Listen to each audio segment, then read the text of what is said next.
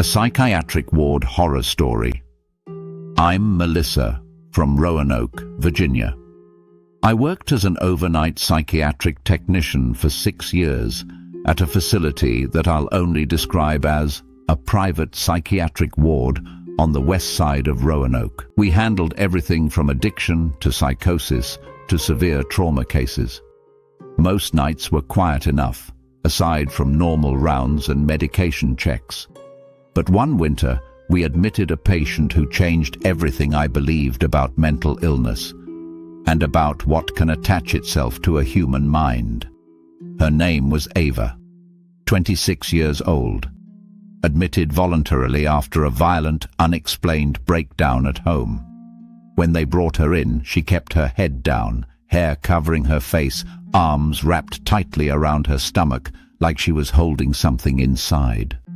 The moment she stepped into the ward, every alarm bell in my body went off. Not fear, instinct.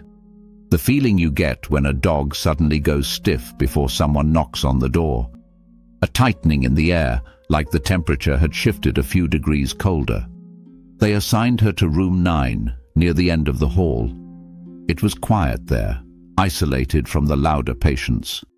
Too isolated, if you ask me. That first night, I tried speaking to her during rounds. "Ava, do you need anything?" She didn't look up. She whispered, "He doesn't like when I talk to other people." I froze. "Who doesn't like it?" She slowly raised her head. Her eyes were bloodshot, not just from crying, but from being forced open too long, like she hadn't blinked properly in hours. She leaned closer, just enough for me to hear her. "The one who crawls on the ceiling. If you're enjoying this real nightmare, please like and subscribe for more." I felt an electric jolt go through me.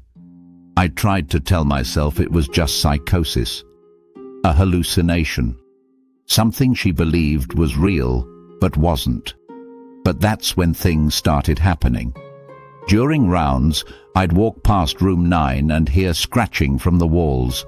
Not chaotic scratching, but slow, steady, like someone dragging a fingernail up and down the paint in long vertical lines. Our walls were solid drywall. No attic space. No rats. Nothing.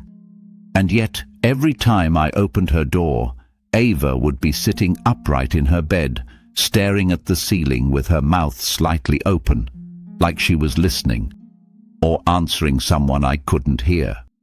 On the third night, the cameras caught something.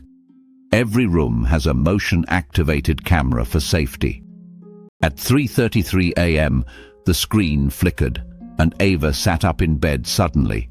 Too suddenly, like a puppet pulled by strings. Her head snapped upward. Then she pointed at the far corner of her room, the part the camera couldn't see. I rushed down the hall, thinking she was having a panic attack or hurting herself. When I opened the door, she didn't even look at me.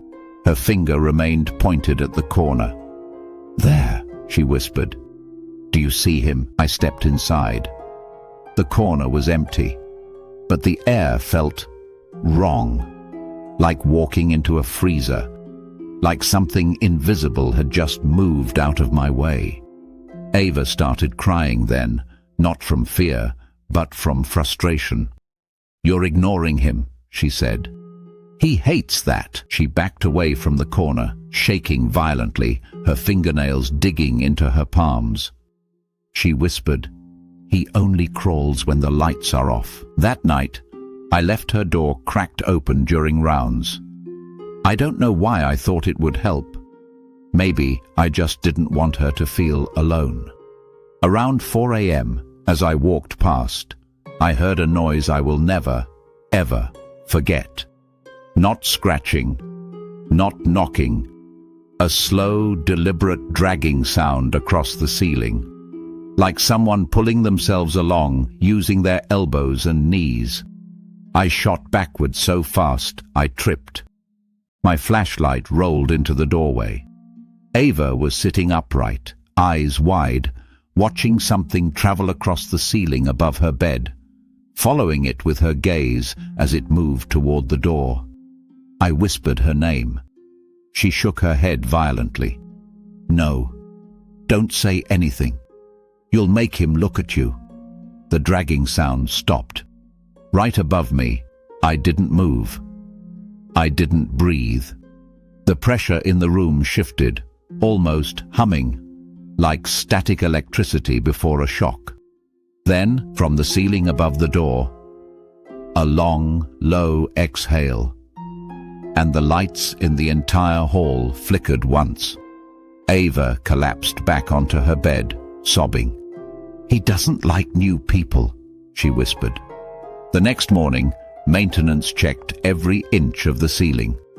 No loose tiles, no animals, no structural damage. They shrugged it off. I didn't. Over the next week, Ava deteriorated. Her body changed. She grew gaunt. Her eyes sank into her skull. Her voice became hoarse from whispering to something only she could see. One night, while I was giving her medication, she grabbed my wrist with surprising strength.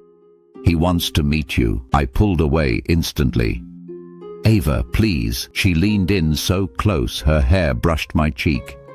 "He said he likes the way you breathe." I stepped out of the room, chest tight, hands shaking uncontrollably. I wanted to quit. I wanted to leave right then, go home, and never come back. But I stayed. I needed the job. And part of me felt responsible for her. It all came to a breaking point one night around 2 a.m. A scream erupted from room 9, high, piercing, unlike anything I'd ever heard. Patients down the hall woke up and started crying. I ran to her door and flung it open. Ava was standing on her mattress, standing straight up, with her arms stretched toward the ceiling. Her neck was bent so far back it looked like it should have snapped. "He's here," she whispered. "He's watching you." I shined my light on the ceiling. Nothing. But the air moved.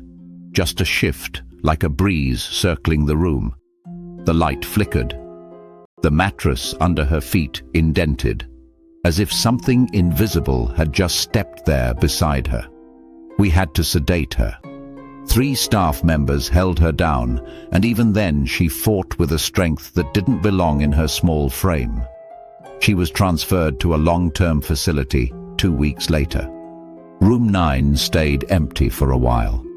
No one wanted it. Every night after she left, I'd walk past her door with the same tightness in my chest. Sometimes the air outside that room felt colder. Sometimes my flashlight dimmed when I passed.